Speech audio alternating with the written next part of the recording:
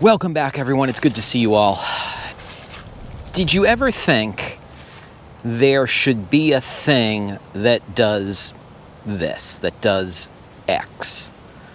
I think of things like products or services that should exist all the time, and I'm going to share them with you now. Not all of them. I think just 5 of them.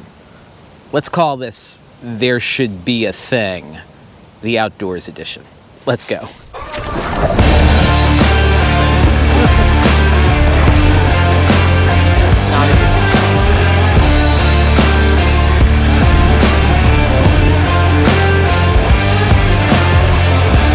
Welcome back, everyone. It's good to see you all. This is a video that I've been planning to do for quite some time.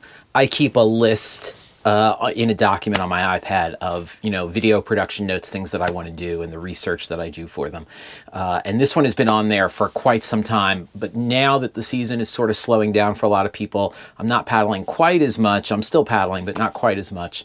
I'll probably only get out once this week. It's a good time to sort of bring this one to the forefront. So this is things that I have thought of that should exist but don't exist. And the first one is pretty simple, and I thought of a really long time ago.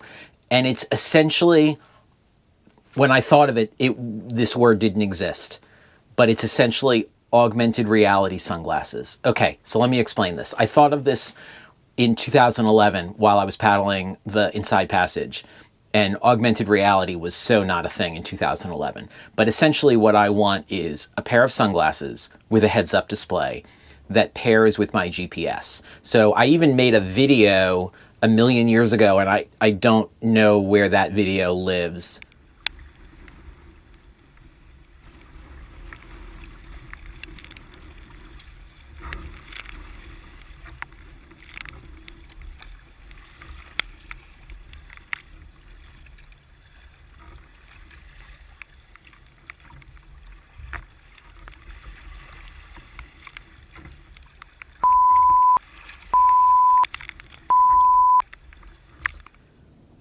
I think I might know where it lives. I'll see if I can find it. But I want essentially a heads-up display paired with my GPS, which will show me in my field of view in the glasses, like the waypoint that I'm paddling towards with the time and the sunset time and stuff like that. This was long before we had the possibility of like weather, right? So now like weather would be an easy thing to add.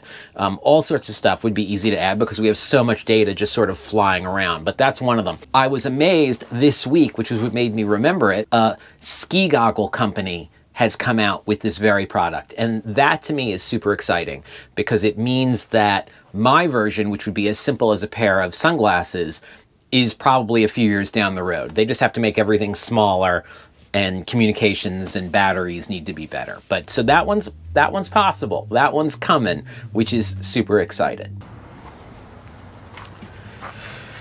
So we're always dealing with a lot of gear. I am always dealing with a lot of gear. And frequently, if you're traveling to do a trip, getting your gear to where you need to go is a nightmare. And so there should be a company, this is going to move the camera, there should be a company that all they do is ship gear. And the way that it should be set up is like you go to an outdoor store and they've got the right size boxes or containers for what you want to ship. So for instance, if you're going backpacking in Yosemite, you go to an outdoor store, hint, hint, REI should do this, and they've got a box for your backpack and your trekking poles and stuff like that, and it ships to another outdoor store close to where you're going, and then while you're there, you can pick up the other things that you need, the fuel canisters, the stuff like that that you can't fly with. Now, I know what you're thinking. This is UPS or FedEx, but it's got to be cheaper than that. It's got to be affordable, easy, fast, and safe, and those companies are not always any of those things. And I think that would be a really good thing. If you need to ship a backpack, it's easy, it's done anywhere in the world. If you need to ship a bike anywhere in the world, it's done, and we'll rent you the case for your bike. I'd like to think kayak could be done this way. Kayaks are still too big to do this with. But paddles, I used to be able to fly with paddles, like hand carry them. Not anymore. Now they have to go into a box underneath, and I'm always worried they're going to get lost or crushed or whatever. Should go through a service like this.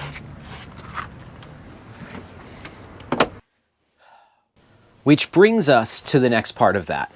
It should be way easier to rent specific types of gear for specific trips. And here's what I'm talking about. Primarily, bear canisters and bear spray should be easy to rent. Now, I know that there are some parks that require you to have bear canisters. I think that that's going to become more common in the future.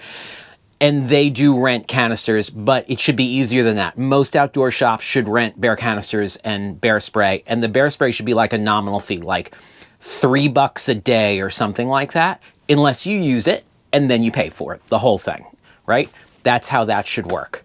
And we could do that with a million things. Think about the things that we could do that with and put them in the comments below. I want to know things that you think you should be able to rent when you get to a destination. Renting kayaks, even like touring kayaks, can be hard based on the destination.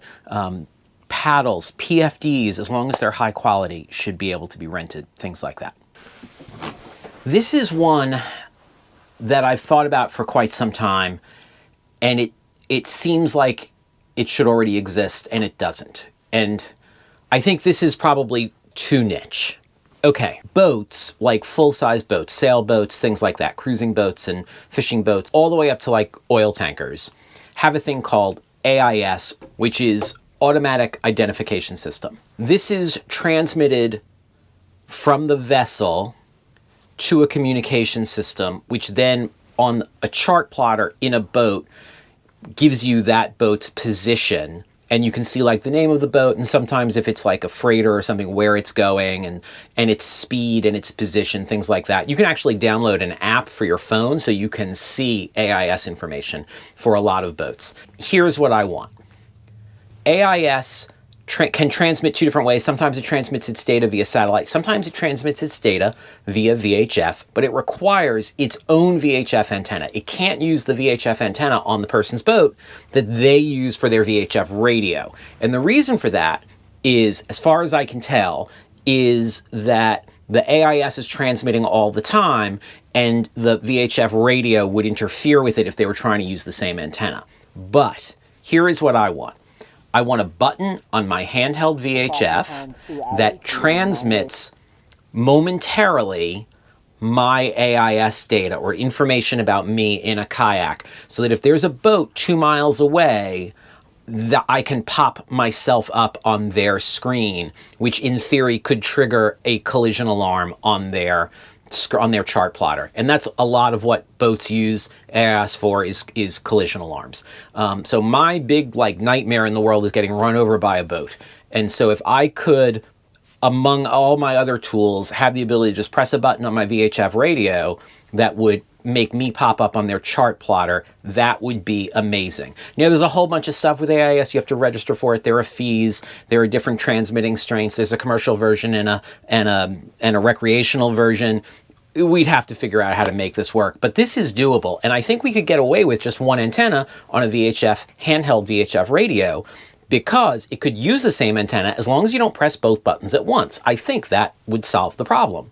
And I don't need my information to be on everyone's chart plotter all the time, no matter what. It needs to be for emergencies. I'm going to press this, I'm going to show up on your chart plotter. That's what I need, and that I think would be really helpful, particularly when I'm paddling in the ocean. When I was paddling in Norfolk, and there were all these boats going around, it'd be really nice to be able to do that. Okay, that was a big one. This one is my favorite.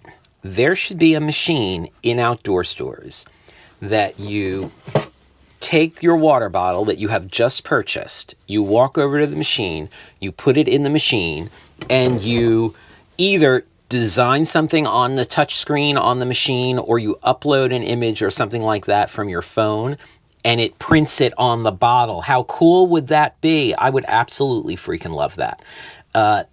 It would just be amazing. A simple machine that prints on bottles, or Yeti cups or whatever, insulated mugs, whatever you want. That would be awesome, simple. This should exist. Why doesn't this exist? This should totally be a thing. Okay, before I moved and like dramatically shrinked down all of my gear, I had a mountain biking helmet, a helmet I used for skateboarding. If I was still a rock climber, I'd have had a rock climbing helmet. There are also skiing helmets. All of these are governed by different bodies and have to have different amounts, different types of impacts that they need to be certified for so that they're usable for different sports. Why can't we make one helmet that passes the certifications for all of those sports? How hard would that be? Why do we have to have 4 or 5 helmets? Like, I'm not counting motorcycle helmets. I feel like those are different, but man, why can't we have one like sports helmet that does all of those sports? That should not be that hard of a thing. Kills me. Okay, so that's There Should Be a Thing, Volume 1, the Outdoors Edition. If I think of more things like this, I'll do another video. If there are things that you can think of that should exist for us in the outdoors, leave a comment down below. Do me a favor, hit like, hit subscribe. My books are on Amazon and at the coffee shop in digital form, and stickers are there, and float plans are there, and the guide's way is there, and all sorts of stuff is there. My gear list is there. So check that stuff out. Otherwise, I'll see you on the water. We were woken at, what, midnight by 27 gunshots? I'm not exaggerating. I counted 27 gunshots. And it's raining for the first time since day one, right? Yeah.